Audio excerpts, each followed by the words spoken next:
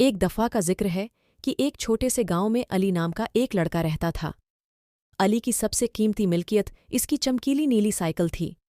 اسے گاؤں والے پیار سے ایلی سائیکل والا کے نام سے جانتے تھے، کیونکہ وہ ہر جگہ اپنی سائیکل چلاتے، اخبارات، گروسری اور یہاں تک کہ لوگوں کے کاموں میں مدد کرتے۔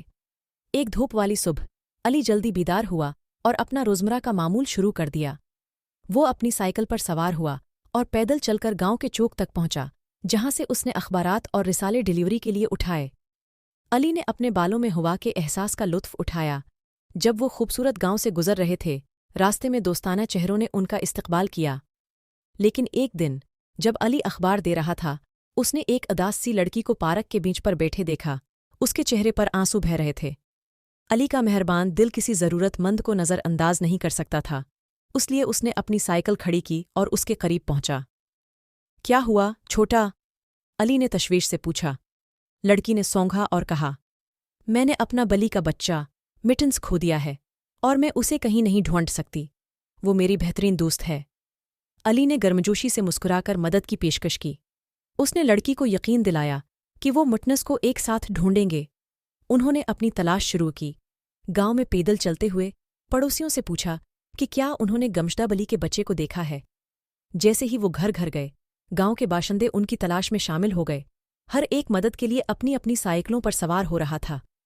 ہر عمر کے دیہاتی، جن میں بچے اور بوڑھے بھی شامل ہیں، مٹنز کی تلاش میں گاؤں کے چاروں طرف پیدل چلتے ہیں۔ گاؤں کا چوک جوش و خروش سے گونج اٹھا، کیونکہ رنگ برنگی سائیکل پریڈ بڑی سے بڑی ہوتی گئی۔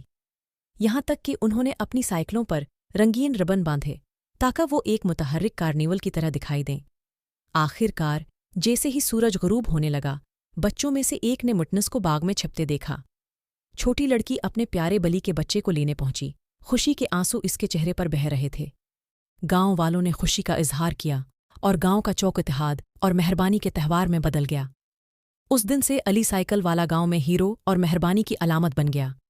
وہ اپنی سائیکل چلاتا رہا، نہ صرف اخبارات اور گروسری پہنچاتا رہا، بلکہ مسکراہٹیں بھی پہنچاتا اور ضرورت مندوں کی مدد کرتا رہا۔ گاؤں والوں نے محسوس کیا کہ ایک سادہ سی سائیکل میں پوری کمیونٹی کو اکٹھا کرنے کی طاقت ہے، اور اس طرح علی سائیکل والا کا گاؤں خوشی سے پروان چڑھا، یہ جانتے ہوئے کہ ان کی مہربانی اور ایک دوسرے کی مدد کرنے کی آمادگی واقعی اہم ہے۔ علی کی سائیکل اتحاد اور خیر سگالی کی علامت بن گئی، جس نے سب کو سکھایا کہ احسان کی چھوٹی سے چھوٹی حرکتیں سب سے بڑے اثرات مرتب کر سکتی ہیں۔